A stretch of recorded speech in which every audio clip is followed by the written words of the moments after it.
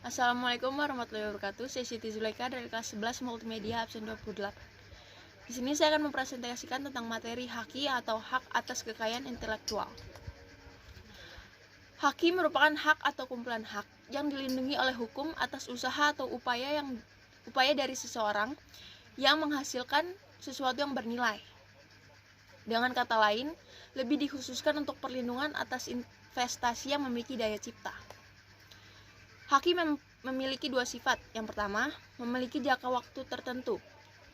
Hak atas kekayaan intelektual memiliki jangka waktu tertentu, yang apabila jangka waktu tersebut sudah habis, hasil penemuan tersebut menjadi milik umum.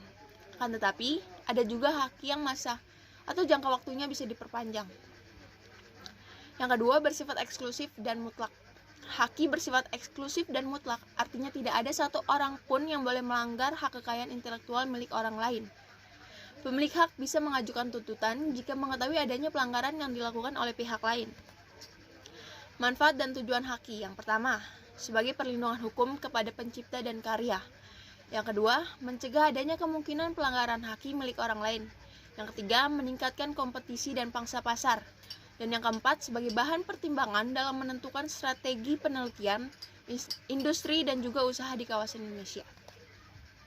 Konsep haki. Yang pertama, haki memiliki kewenangan, kekuasaan untuk berbuat sesuatu. Kedua, kekayaan hal-hal yang bersifat ciri yang menjadi milik orang lain. Yang ketiga, kekayaan intelektual, yaitu kekayaan yang timbul dari kemampuan intelektual manusia, dihasilkan atas kemampuan intelektual pemikiran, daya cipta, dan rasa yang memerlukan curahan tenaga, waktu, dan biaya untuk memperoleh produk baru dengan landasan kegiatan penelitian atau yang sejenis. Prinsip haki yang pertama, prinsip keadilan. Hukum memberikan perlindungan kepada pencipta berupa suatu kekuasaan untuk bertindak. Prinsip yang kedua, prinsip budaya. Perkembangan ilmu pengetahuan, sastra, dan seni untuk meningkatkan kehidupan manusia. Prinsip yang ketiga adalah prinsip sosial. Perlindungan diberikan berdasarkan keseimbangan kepentingan individu dan masyarakat. Dan yang terakhir, prinsip ekonomi. Hak intelektual yang berasal dari kegiatan kreatif daya pikir manusia yang diekspresikan dalam berbagai bentuk yang akan memberikan keuntungan kepada pemilik. Dasar-dasar haki pada karya intelektual. Yang pertama, hasil suatu pemikiran dan kecerdasan manusia yang dapat berbentuk penemuan, desain, seni, karya tulis, atau penerapan praktis suatu ide. Yang kedua, dapat mengandung hasil ekonomis. Oleh karena itu, dianggap sebagai suatu aset komersial. Hak cipta atau copyright adalah hak eksklusif bagi pencipta atau penerima hak untuk mengumumkan atau memperbanyak ciptaannya atau memberikan izin dengan tidak mengurangi pembatasan-pembatasan menurut peraturan perundang-undangan yang berlaku. Sifat hak cipta yang pertama, hak cipta sebagai benda bergerak dan tidak berwujud. Yang kedua, hak cipta bisa dialihkan seluruhnya atau sebagian. Dan bila ingin dialihkan harus tertulis, bisa dinotaris atau di bawah tangan. Yang ketiga, hak cipta tidak dapat disita kecuali jika diperoleh secara melawan hukum. Hak-hak yang tercakup dalam hak cipta. Yang pertama, hak eksklusif adalah bahwa hanya pemegang hak ciptalah yang bebas melaksanakan hak cipta tersebut. Sementara pihak lain dilarang melaksanakan hak cipta tersebut tanpa persetujuan pemegang hak cipta. Yang kedua, hak ekonomi dan moral. Hak ekonomi adalah hak untuk mendapatkan manfaat ekonomi atas ciptaannya. Sedangkan hak moral adalah hak yang melekat pada diri pencipta atau pelaku seni, rekaman, atau siaran yang tidak dapat dihilangkan dengan alasan apapun walaupun hak cipta atau hak terkait telah dialihkan.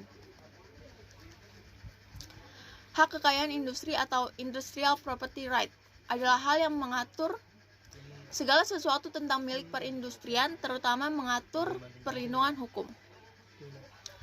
Hak kekayaan industri meliputi hak paten, yaitu hak eksklusif yang diberikan oleh negara kepada inventor atas hasil invensinya di bidang teknologi, yang untuk selama waktu tertentu melaksanakan invensinya tersebut atau memberikan persetujuannya kepada pihak lain untuk melaksanakannya.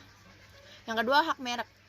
Merek adalah tanda yang berupa gambar, nama, kata, huruf-huruf, angka-angka, susunan warna, atau kombinasi dari unsur-unsur tersebut yang memiliki daya pembeda dan digunakan dalam kegiatan perdagangan barang dan jasa.